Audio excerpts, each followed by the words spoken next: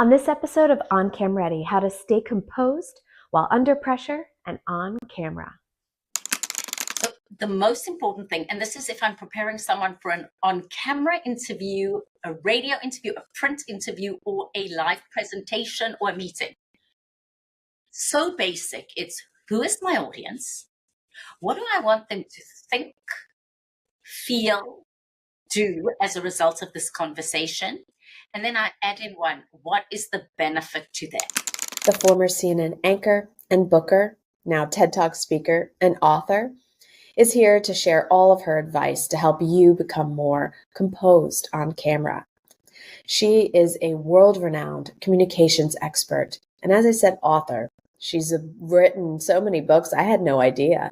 Nadia Bilchik is someone I worked with at CNN, and I admired then, and I admire greatly now. She's one of those people that as you get to know, you start to say to yourself, oh gosh, I really want to be like her.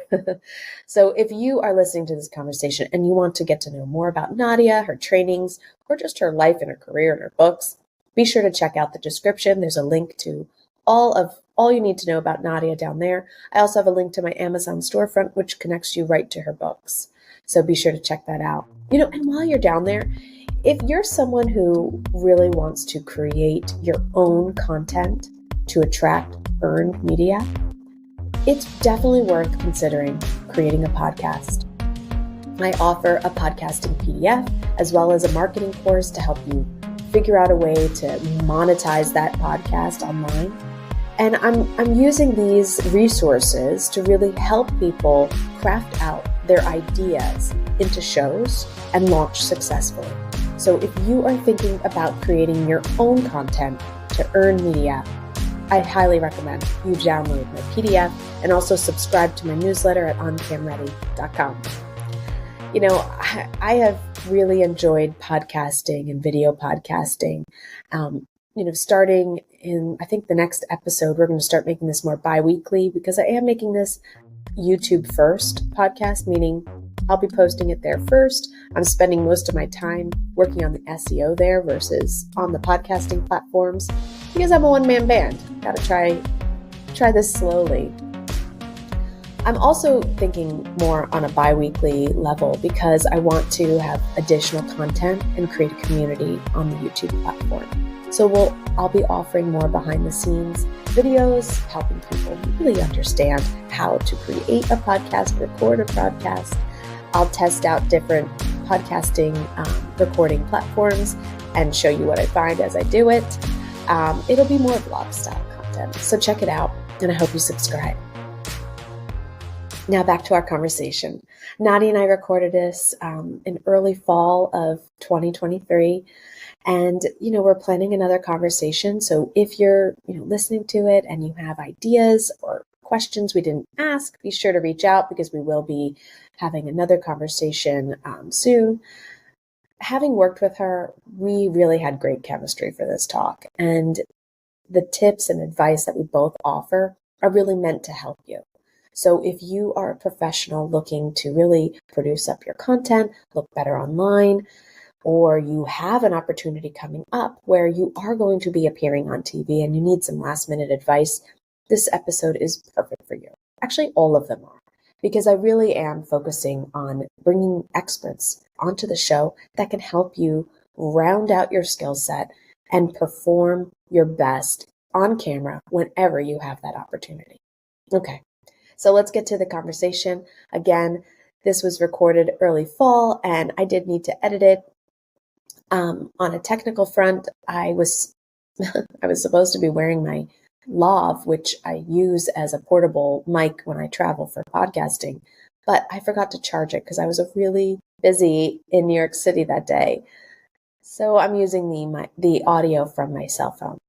So I hope you'll forgive me for that. Anyway, here's the conversation. I had no idea you did a TED Talk. When I saw this. Yes. I did it on the question I get asked, Jamie, because whether I am speaking in Dallas or Dubai or Durban, to engineers, electricians, or internal auditors, people want to know, before you get up in front of a live audience or before you go live on camera, do you get nervous. Nervous. So I did it on owning your confidence.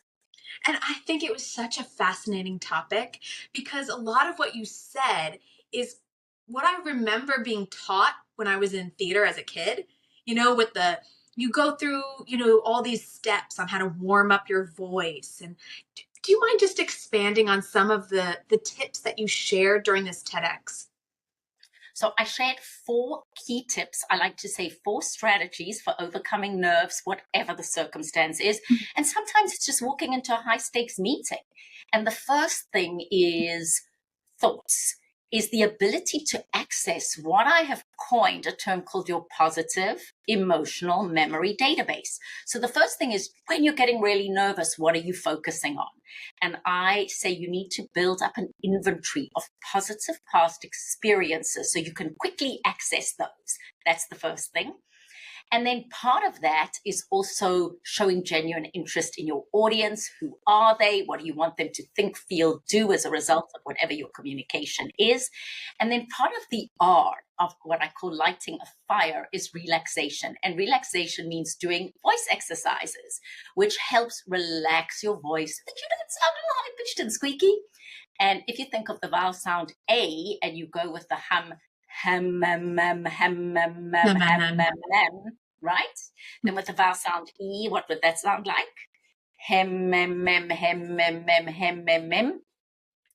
Part of relaxing is also doing some contraction and then release of the body. So those relaxing. So you're relaxing both mentally and physically. Love it. Then, and then because there's 4 things. So there's feel good about yourself, show genuine interest, relax. And then also you want to engage with a level of energy so that you don't feel like your nerves are something you shouldn't have. So it's using that energy to galvanize you. It is such a great time to be talking about this because right now, as anyone who's listening to this can probably tell, the audio is a little off. You may hear background noise of New York City streets because I'm in a hotel and I did not want to reschedule our conversation while I was traveling. So I am in this hotel. My lav was not charged in time and I am talking directly through my iPhone 14 for this conversation. Now, when it comes to podcasting and video podcasting, audio is everything. So of course I'm sitting here a little nervous before this conversation. And the one thing I remembered from your TEDx was to think about the positive things in my life before engaging. The one thing I always do too, Nadia, and you may have expounded on this at some point, but even when I'm nervous or I'm upset or worn down, I just smile and give a little laugh. And that's something that always just helps me get through those nervous moments. Just putting a smile on my face. That's also, that's a wonderful way of telling your body that actually you're okay. Amy Cuddy famously said, you've got to fake it until you believe it. And part of doing that, she gave that Superman posture and all of those things, but just telling your body that actually I'm really okay with this, doing that, because your brain then goes, oh, actually she is feeling confident. But Jamie, let's get back just for a second. I mean, you have got so much to be proud of. I met you in our CNN days. You're doing all kinds of things. You've since got another degree, I understand, right? Yes. I did get my graduate degree from Harvard University in business management. And actually, while I was there, I started to give birth to this brain child of mine, I guess you could say, my project of trying to help more people through social media to kind of share the experiences that you and I have collected over the years to help them become more confident online, stronger speakers, and just better television guests. But what you just said, let's go back for a moment about you've got this degree from Harvard. So if I were coaching Jamie, who doesn't need coaching because you come across as so polished, poised, and charismatic, is to go just before you're about to interview anybody, or if you start feeling a little bit anxious because the tech isn't 100%, there's this internal dialogue that's going on that says, Jamie, I have kids, I had a job, and I got a degree from Harvard. so that your inner self is feeling that sense of even accomplishment. Because psychologically, what we do when we're feeling daunted, we put the other person on a pedestal and we forget our own story. So for that, it's just so critical. And I love what you're trying to do, because if you are watching Jamie and I and you go, oh, I relate, I get so nervous, I get so anxious, I'm not good at public speaking, I hate the idea of a camera in my face. I always say you don't have to be the next Oprah Winfrey or the next Tony Robbins, but every single person who comes through coaching or training or listens to this can acquire the techniques and the mindset to come across with polish, poise, and charisma. Everybody can.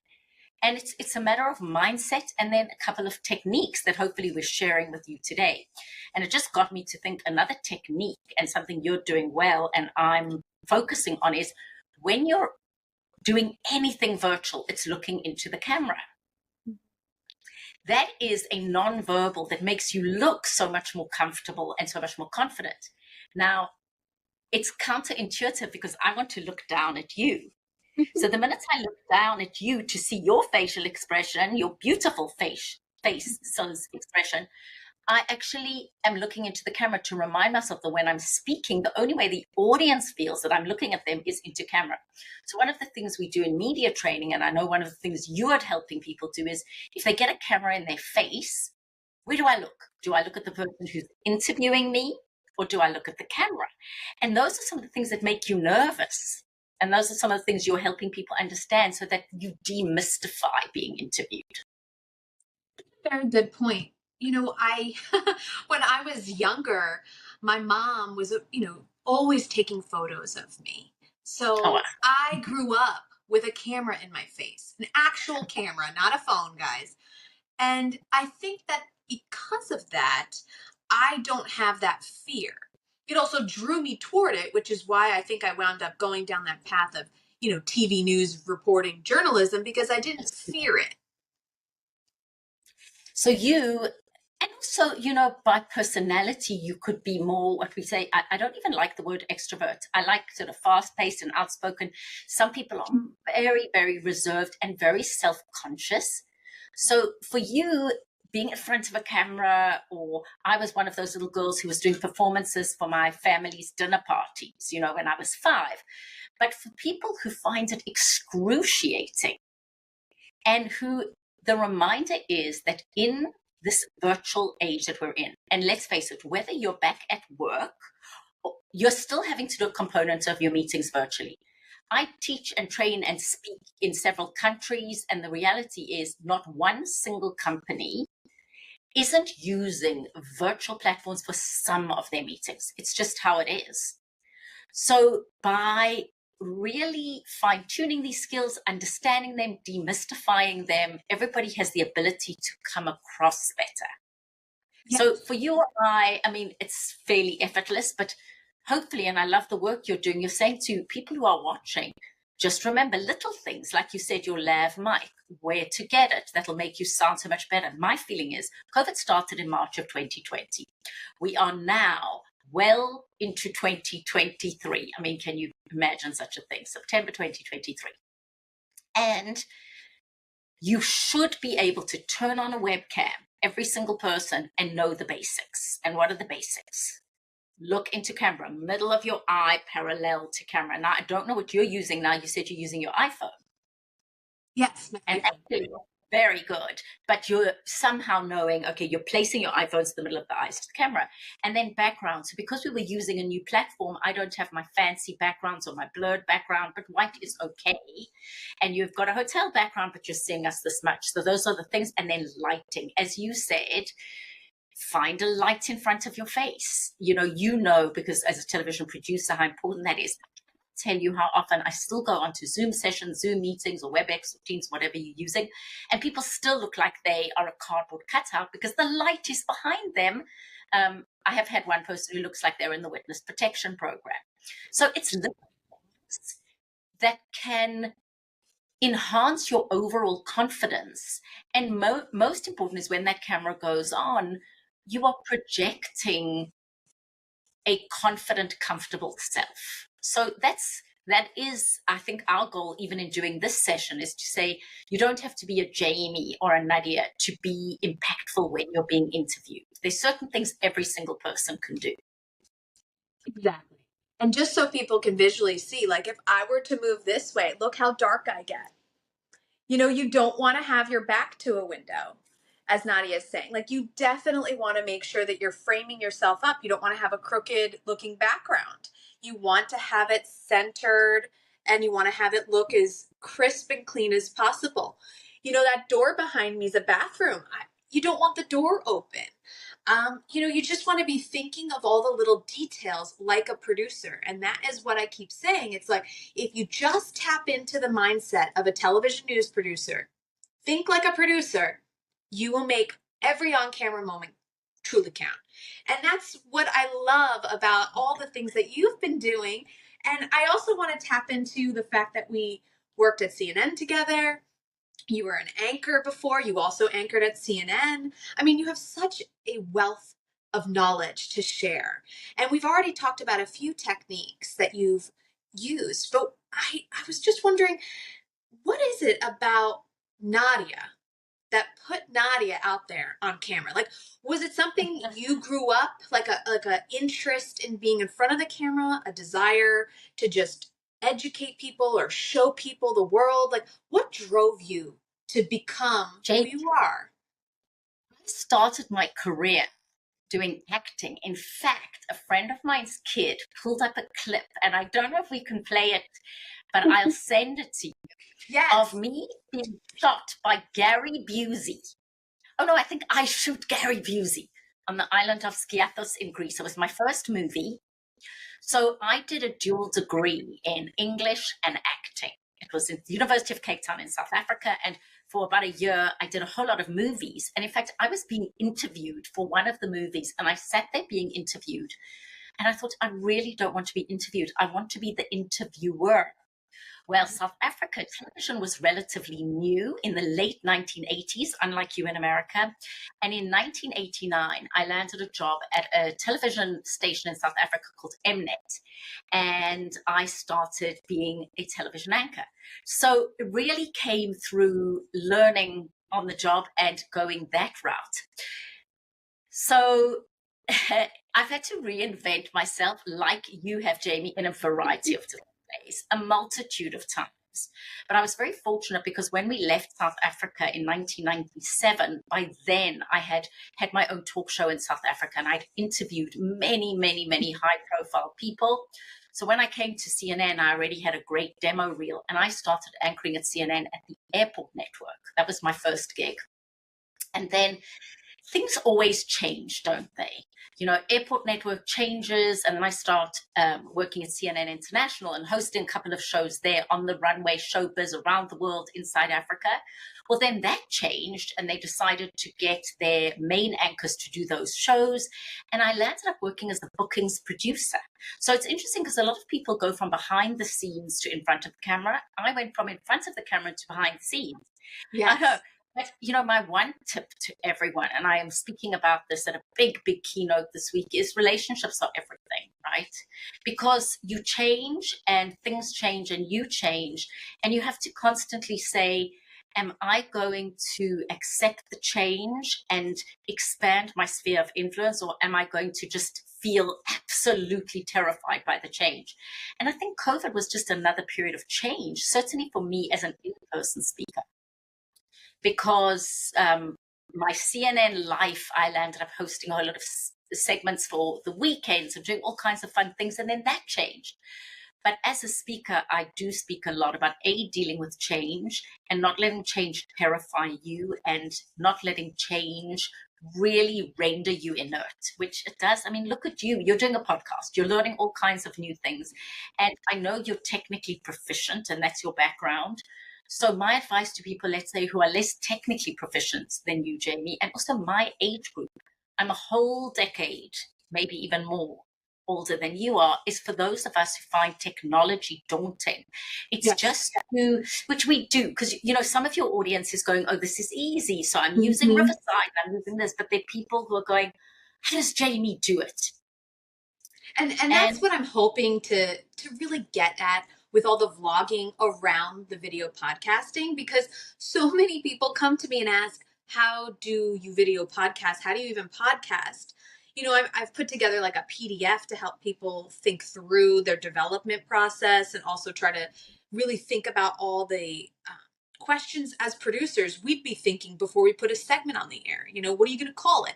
Who's your audience? What's the hook on your show? And how are you going to maintain it over time? So, you know, I've definitely put together this PDF that I'm hoping people will help people as well. But yeah, I mean, the technology does seem to be daunting for so many, and it's so much simpler. And I'm just trying to, through conversations like this, show people that it isn't that hard. You know, I'm on a phone, I'm in a hotel, I'm in New York, Nadia's at home. It's just like during COVID, right? I mean, Yeah.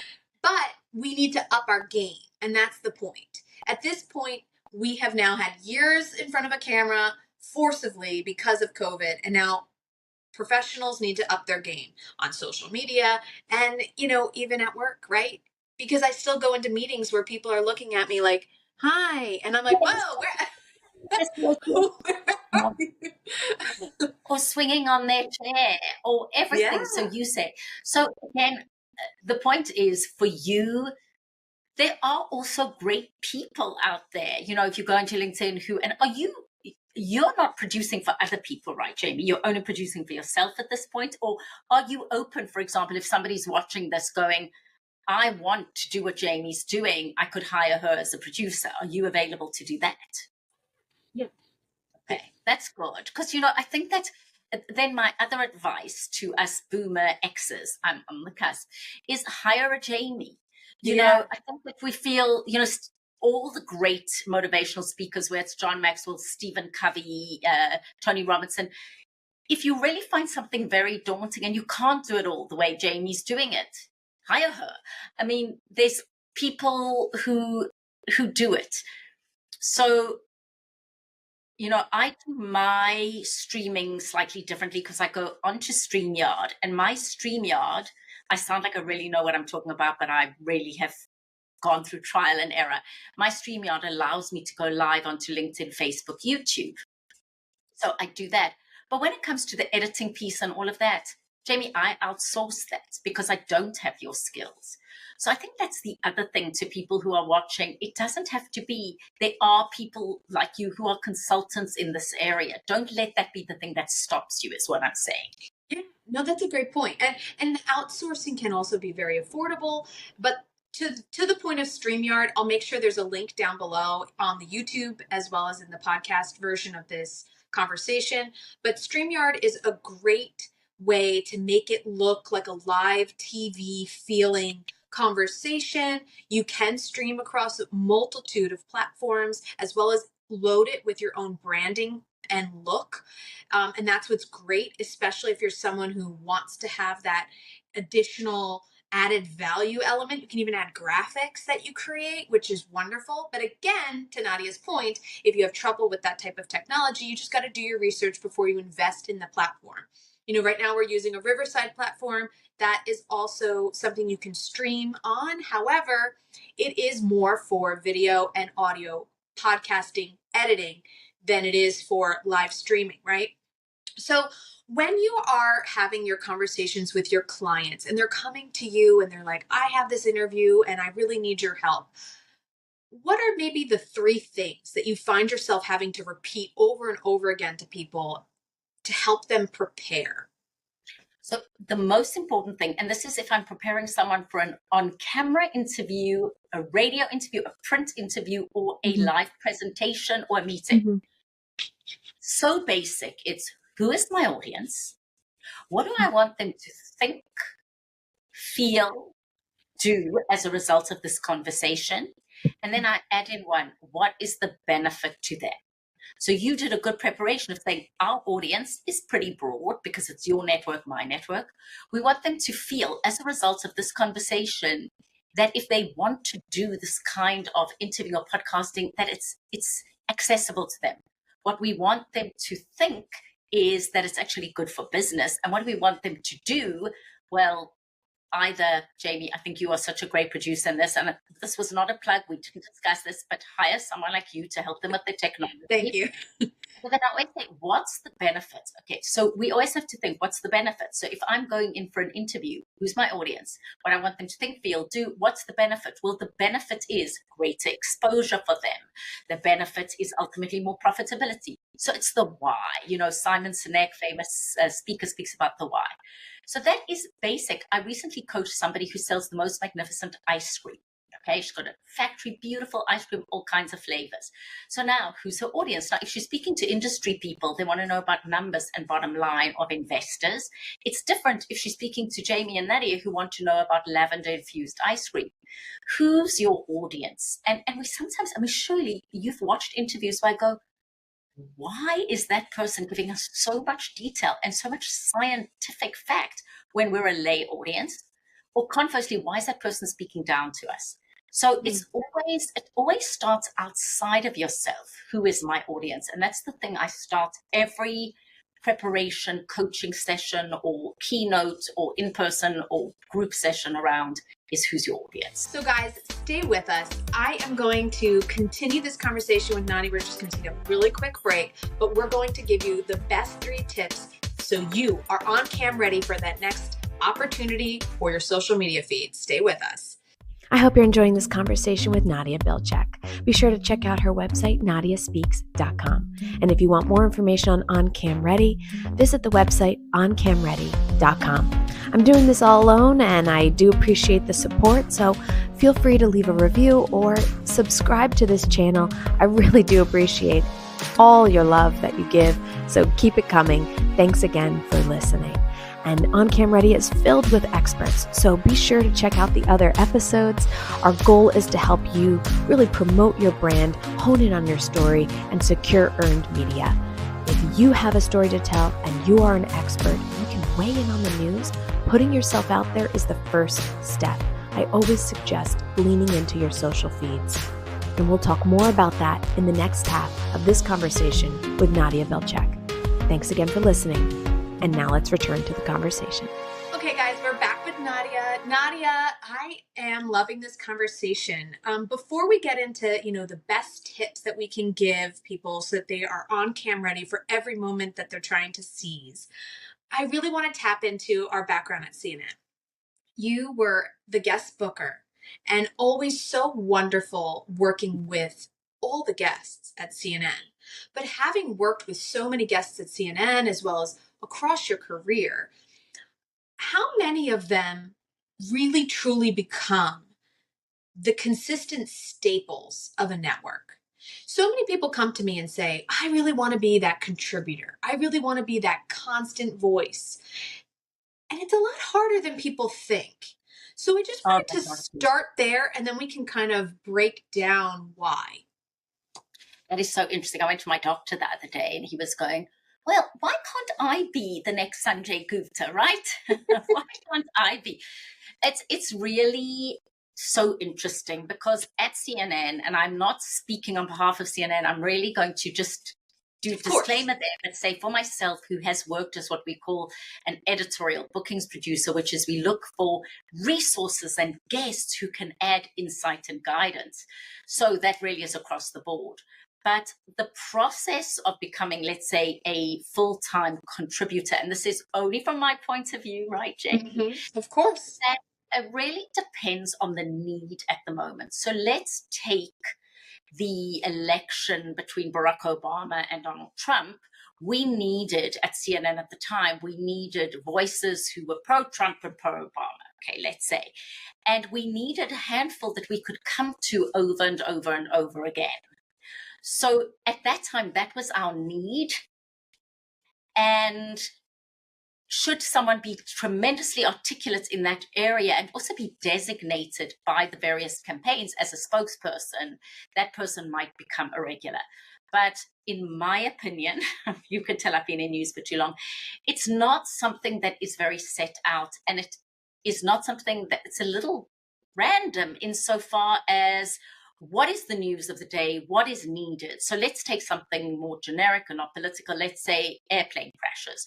at CNN, there's a handful of people who are on standby, who are experts, NTSB experts, etc., in the area of crashes, and they will be called on to be contributors anytime there's anything related to whether it's a crash or an incident or an air flight attendant. So they'll be called on. So that's really how, and it really isn't always dependent on how good you are on television. So sometimes someone will come, for example, let's say we're talking about Patrick Swayze dying of pancreatic cancer.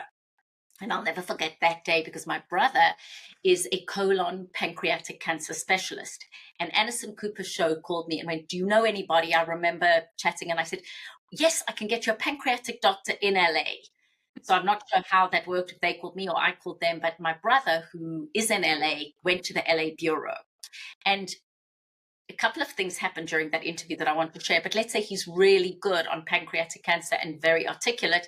That doesn't mean that he's going to become the full-time go-to doctor, because a lot depends on availability and how broad his spectrum of other knowledge is, etc. So it's not something that one person has say over, and it's certainly not for us as editorial producers. And you know, Jamie, it's not your call. So as you were a producer, you might think someone's excellent, but that doesn't mean it's a whole vetting process and various other things and a collective decision. But I do want to share what happened with my brother when he did that, because here's someone who's hasn't been to Jamie and Nadia's podcast on what to do in a camera. So there he is, and the camera is there, like where I am there, but there's a monitor below where Jamie is, right? And Patrick Swayze unfortunately passed away. And Anderson Cooper is down there because he's on the monitor. Now, if you're a novice and you don't know that you should look into that camera, where are you going to look? Down at Anderson Cooper. So my brilliant brother, very articulate, whole interview with Anderson Cooper talking about Patrick Swayze is like this, because he's looking at the monitor thinking he's talking to Patrick Swayze.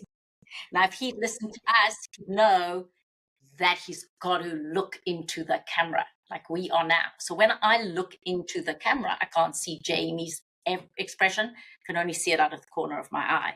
So hence how important this is. You know, that really does go into some of the best tips that I have. You know, having worked in the field and with anchors over time, one of the pieces of advice I always give people is if you are going to be on social media, for instance, and you're recording yourself, you want to actually lean in, okay? You don't want to be standing back like this with your shoulders rolled back in your head because of what? Start getting the chin. You haven't got it yet, but yes. When you actually lean in, you start to make your face a bit more engaging as well. And so I always tell people when you're talking, you always want to lean in. And even as a singer, you'll find people that are singing will start to lean forward because they're trying to get all of their breath out. So that's one of my top tips. What's one of your top tips? Oh no, I love that tip, Jamie. It's so helpful. So as I mentioned earlier, for the minute the camera goes on, one thing, take a photograph of yourself or get somebody to. So for example, if you and I were doing it, just snap a photo and say, oh, I didn't realize I was doing that. So I love the top tip around that. If you've got notes, top tip, make it as close to your camera as possible. If your notes are, for example, on your computer, I will glance down at my notes, but then every now and again, don't forget to look back into the camera. So you give another tip and then I'll give another tip. The other thing I would say is, you know, Nadia talks about this in her TEDx, but when you are prepared, it comes. So I always suggest that you think about all the questions that you would imagine someone asking you on the topic you're discussing and try to make sure that you answer them ahead of time. So what you're going to do is say, okay, I am going to be on camera talking about pancreatic cancer. What are all the questions that I could imagine being asked about this? And what would I say? Now, once you start thinking about what you would say, you have to think about, but what do I want to say? And start thinking about how do I pivot to the points that I really want to make sure I make, even if they don't ask me the question that tees me up for that answer. So you really want to think about it all, write it all out, or just think it through, but you really want to have it all prepared so that when that camera goes on, you're ready. I'm going to add to that because I love that. And I like that you use the word pivot, because we do want to be authentic. So nothing worse if you get asked a question and you completely don't answer. But remember, and this is tip, you know more about your subject, you are the expert, than your interviewer does. So it is perfectly acceptable if they ask you something, you can say, I understand, but I think the point here is, or what I think is really important to understand is, and that's a segue, or Jamie says a pivot to, so let's say Jamie asks me a question about lighting, and I can say, Jamie, I think the real issue here, the thing that people really will make a difference is, and then I'll go to my piece of knowledge. So pivot or segue without not answering the question, but sometimes the interviewer needs guidance as to what the really important things are. And to that point, when you are having, so say, here's the point that I'm going to make, and this is really, really important if you want to actually get you want the media's attention and then you want to keep their attention, okay? If you are an expert and you're an expert in law, and there's all these litigations and indictments taking place, and there's stories in the media that you have an opinion on or you have some expertise on, you need to be looking at those headlines and using those headlines as your hook on social media and then talking about it. So Trump's indicted. Okay, hop on your social media and explain what that means. Because those basics are what people really want. And when the media is looking for an expert on indictments and they're searching by those hashtags, they're going to come across your video. And then what you're going to do when you get that interview on TV or you get that interview in the article is you're then going to have facts to back it up. So you're not going to just say, okay, this is what an indictment is. You're going to say, oh, and this is how many presidents have been indicted. And you need to have those supporting elements to make you stand out. Those are some other thoughts. What do you think? Excellent tip. And it bridges to what we were going to discuss, which is the difference between a press release and a pitch. Yes. So often experts, so if you are one of those people and you go, I want more media exposure, and you send Jamie, who's a producer, or Nadia, who's the bookings producer, I am a lawyer in da-da-da-da-da, okay? That is a press release. But if you say, I'm a lawyer who is an expert and can discuss Trump's indictment for the following reasons. So when I get asked this, because people say, oh, I'm a hematologist and I really want television exposure because I'm so articulate, that is a press release. But if you say so-and-so, and let's say a very famous person has some rare blood disorder, so-and-so can explain what it is. So to Jamie's point, it's taking news, current affairs, and explaining why your expertise is going to add value to that. And that's what a pitch is. And you have to be very specific and very timely, because the news are always looking for great resources, experts on various topics. And you can make it easy for them by explaining why you are the person who can further explain what is currently going on. And if you're actually on your social media talking about it, you're then reinforcing that by showing them that you can actually sell it on TV. Because if you can look into a phone and you can talk about it and look great on camera doing it, that doesn't mean you're looking attractive. It means confidence. If you're looking confident and you're adding value on camera, that just adds to the pitch. So then when they look you up online, they're like, oh yeah, she's actually Exactly. And another myth I think out there, another great tip, we promised you lots of tips, is, people want to be on mainstream TV. They want to be on major networks. Well, we're living in an area where you don't look at all the YouTube stars there are and all the TikTok stars. So you can say, I have got deep expertise in this area, and develop your own content around it, which is what you're helping people do. Once you develop your own content around it, then at some point you can be, but one doesn't have to. You know, it's not 30, 40, 50 years ago where the only way of getting exposure is if you were on a platform like an NBC, an ABC, a CNN. Things are very different. So thank you for raising that. See, the point of all of this, and the one tip I have for every single person is use your social media and use your platforms to add value. And that's something you're big on. Like right now, Jamie's going, Nadia, let's do this. And we're doing it so that we can help you get better. We are offering advice, guidance, resources, and that should always be the intention. To become a subject matter expert, to become an authority or a thought leader, which is what we are encouraging you to do, you want to add value versus it's all about me. It's how can my expertise, how can my knowledge, wisdom, guidance help you? Social media is an opportunity for you to truly make your own media channel. And you don't have to be on every day just talking about the law if you're a lawyer. You can actually use it as a way to kind of build out your own show.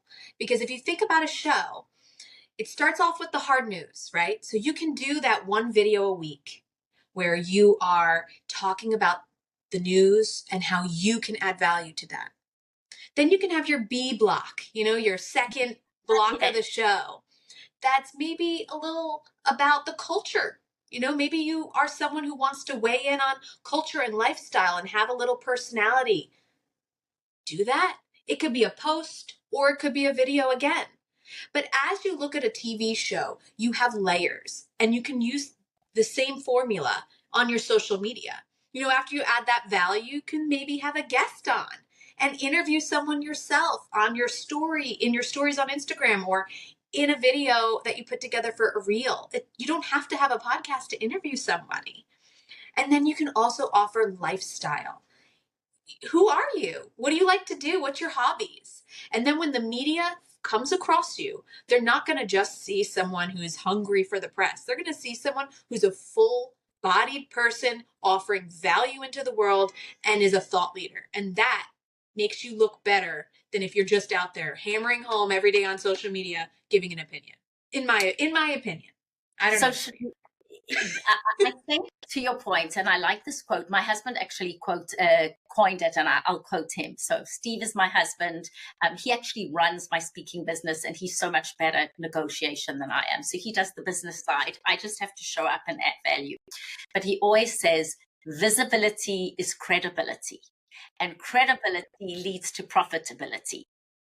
Now, I like that visibility is credibility, but I think it has to be deliberate, thought about quality visibility that leads to credibility. And I think we're living in an age where people are doing lots of things online. And I mean, some of the videos and some of the things, I urge you, whoever is listening to us, if you want visibility, make it purposeful visibility. Purposeful visibility with thought intention leads to credibility. And the reality is credibility, ultimately, why am I spending the afternoon with Jamie having this conversation is I have a business. Jamie has a business. So we want people to come to us for what we offer. But we understand that in order for people to want to do business with us, they must first trust us. And social media done right is an excellent way of contributing to your trustworthiness. No like and trust, Nadia. No like and trust. So before we go, any final thoughts you want to share? Well, I really love this Viktor Frankl quote that I just came across that I'm going to incorporate in my big talk. I'm speaking to 500 people tomorrow. And the topic of my talk is called Own Your Brand, Maximize Your Influence During Times of Change. And I just love this quote. And it says, if we cannot change the situation, Viktor Frankl was a Holocaust survivor, neurologist, and psychiatrist. He says we are challenged to change ourselves. And the fact is, there's so much change going on right now. And all I'm saying is adapt, learn it, and demystify it for yourself and make it work for you. Great. Guys, if you're looking for information on Nadia, just make sure to check down below on YouTube and also on your podcast platform's description. I'll put links to everything that she and I have been talking about, her books, her website. You can connect, how you can connect with her. So just make sure that you look in the description so you can get to know Nadia a little bit better. And then be sure to subscribe to this YouTube channel if you're listening on YouTube. And if you're listening on a podcast platform, be sure to follow it and download the video. Guys, find me on Instagram at Jamie_the producer. Nadia, thank you so much for being with us.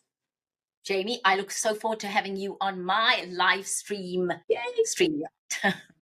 Thanks so much for watching, and do check out the links in our description so you can get a better sense of what On Cam Ready has to offer, as well as learn more about Nadia. Thanks again for listening or watching on YouTube, and reach out to me if you have any guest ideas. My email is jamie@oncamready.com, and I will see you online. Be sure to find me on Instagram, Jamie_the producer, or @OnCamReady.